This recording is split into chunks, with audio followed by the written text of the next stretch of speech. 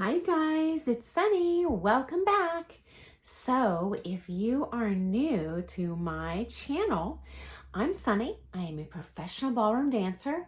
That means for many years I've competed and performed and taught lessons.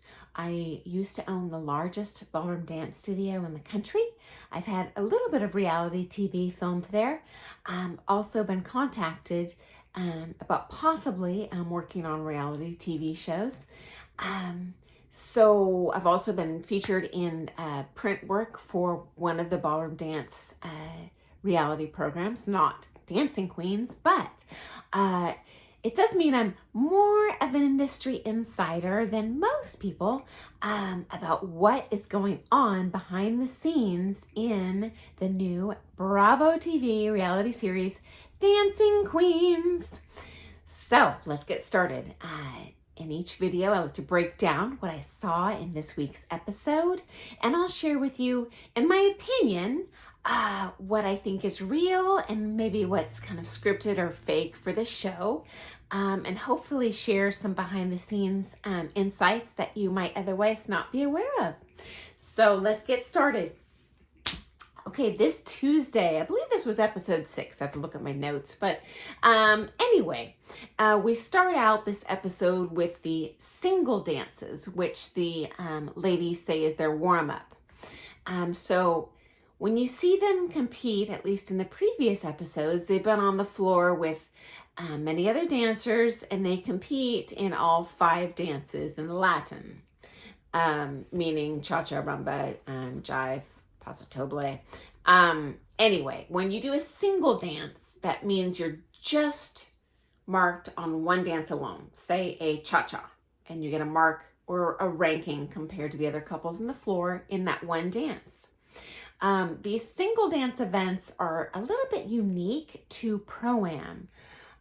Here's why they do that. When you compete as an amateur dancer, meaning with an amateur partner, or as a professional with another professional partner, you are usually up against many couples in that single competition. Pro-Am competition breaks down the participants into many different categories. So it's possible you might only be on the floor in total with 2 or 3 couples total, which means they don't have elimination rounds. So when you compete in ballroom, they will go from the top 48 couples, narrow down to the top 24. Those couples redance, then they recall the top 12.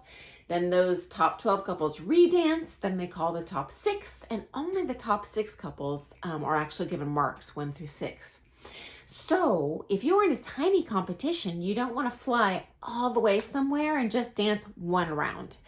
Obviously, that first heat, you're not going to dance your best. I always like to call that my warm-up round. But if you're doing Pro-Am, that might be the only dancing you get for that day. So the competitors often enter what's called a single dance event, which they usually use just as a warm-up.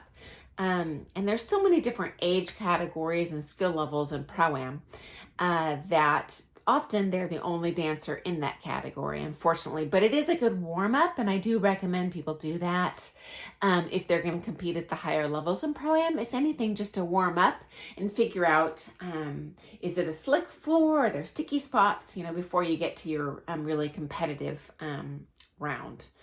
Okay, so out of the chute, we see Donnie. Now, you guys know I have strong feelings about Donnie. So right out of the chute, so weird. Okay, so they're doing what they call an infusion. And I believe they called it, like they had these ladies in their hotel room with an IV sticking out of their arm, talking about this variety of infusions they're getting in their blood, including taurine. I don't even know what taurine is. But I can tell you this. As a championship level amateur dancer in International Dance Sport Federation events and competing open professional championship as well, we were always drug tested. You would never risk testing positive on a drug test by getting any sort of infusion. Because there's a huge list of chemicals prohibited on there. I mean, I don't even know what they are, so no one would risk that.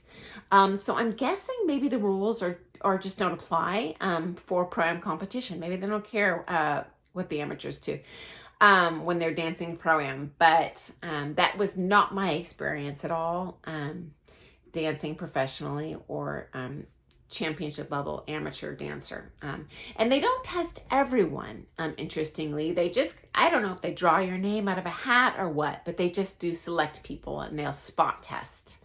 And I had seen back in the day, the #1 amateur lady in the world was disqualified from competing for like 2 years after testing positive for some sort of enhanced, performance enhancing drug. It was not steroids. I don't even think I recognized what it was at the time. It ended up being a diet pill or something, but that does happen. So I thought that was really weird in this episode to see that. That was just crazy. I've never even heard of anything like that. Maybe it was faked for the show. Who knows?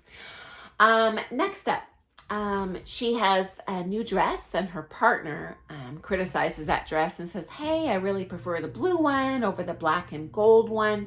And this does happen. The difference being usually the professional will chime in on the gown design and color before that gown is even made. My guess on this program is that these gowns are sponsored by that gown designer, meaning they give the gowns to the show for free in exchange for loaning them, and then the designer gets the costume back after the show to resell it at a significant markup because it was seen on national TV on Dancing Queens. So I agree, the blue costume was much more flattering for her dancing than the black and gold. But usually that mistake would not happen because that pro would help you out early on in the process before the costume was made to help you design what's going to look best on you. Next up, she says she no longer trusts her professional partner's Ilya's vision for her. So I'm hearing big warning bells here. First of all, you really need to trust the pro you're with. I guarantee, and I can tell you this, having competed pro-am myself for many years, having taught many amateur couples for many, many years, you always want the best for your students. If they perform poorly, that's a reflection on me as the pro. Same thing if I'm doing pro-am. I have not danced as the amateur in a pro-am couple, but I have danced as the pro in a pro-am couple. And I can tell you, I want my students to shine their brightest on the floor. So I'm not going to lead them astray. They might disagree. They might have their own opinions, but we will get the farthest if they trust me because I'm probably exponentially more experienced than they are. And I have a little bit of an outside perspective looking in on their dancing, which is going to be a little different than their perception of their own dancing. Next up, she is blaming this pro for her not placing as well as she would have liked to in this comp. And as you know, Donnie is great at playing the blame game in this show.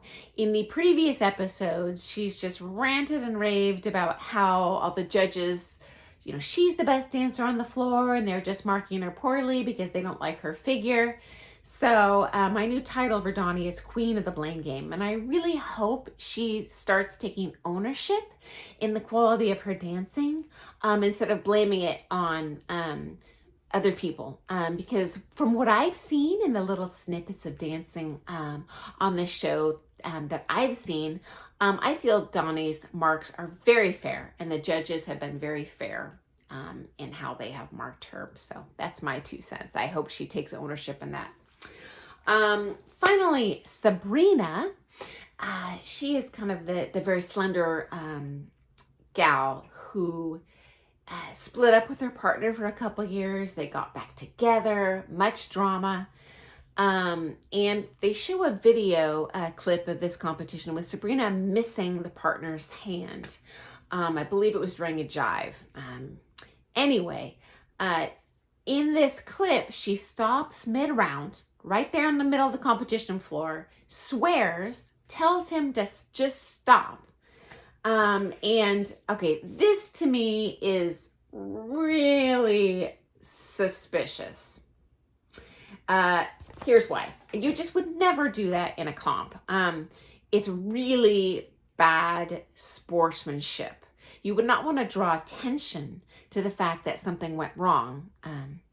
When something does go wrong on the floor, because inevitably it does, the last thing you want is for the judges to have missed what went wrong, which is chances are they missed it if it was a short little thing like that, and then look over when you're swearing and arguing with your partner. This is horrible. So I wonder if this was scripted for the show or they did some sort of voiceover with that, because the filming was a little ambiguous.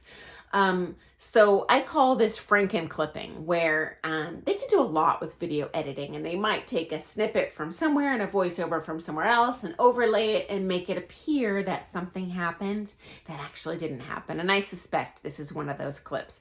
I wasn't there, but it's a sneaking suspicion. I think odds are good that this was scripted for the show. And I also notice once again, these two walk away from a lesson in a big old fight. And in this episode, instead of Sabrina walking out on her pro, he walks out on her and is like, I'm done. And I'm kind of shocked by this drama. And my thought on this is, just like a personal relationship, professional relationships, dance partnerships can be irreparably damaged. And it seems to me that this duo has unfortunately cultivated some really horrible interaction habits. And I just see this going downhill. And in my opinion, it'd probably be best for both of them if they just split up and moved on to different partners. Because I really feel this is completely frustrating for both, and it's greatly going to hold back their progress. Okay, so I've been over the 12-minute mark now, so I'm going to cut this off, I think, and make a second video so you're not stuck watching for a long period of time here. But thanks for joining me today, and I'll be right back with my review of the second part of this week's Dancing Queens. So thanks for joining me. I'll see you in 2 shakes of a lamb's tail. Bye, guys. Have a great week. If I don't see you, hopefully tune in. Oh, also, if you like the video, please click that thumbs up button and maybe a subscribe button. And if you have any questions or your own opinions about the show, comment below. Okay, bye guys.